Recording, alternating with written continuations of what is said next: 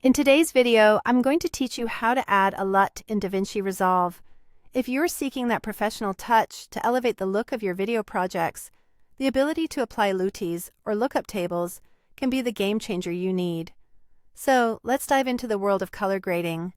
First, we begin our journey in the color page of DaVinci Resolve.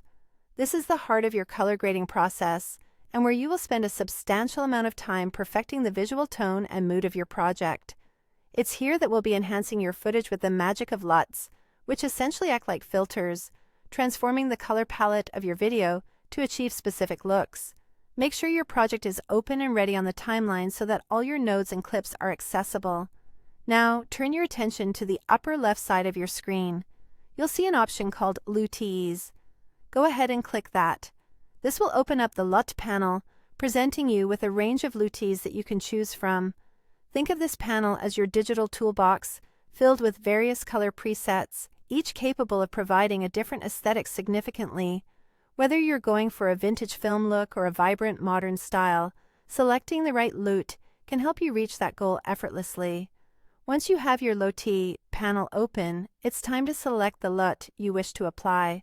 But how exactly can you apply it to your footage? Well, it's as simple as dragging and dropping.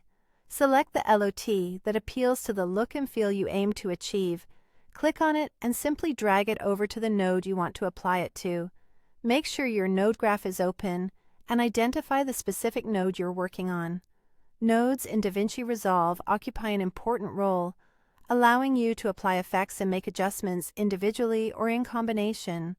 By dropping the LUT onto the node, you instantly see a change in your footage's color and mood.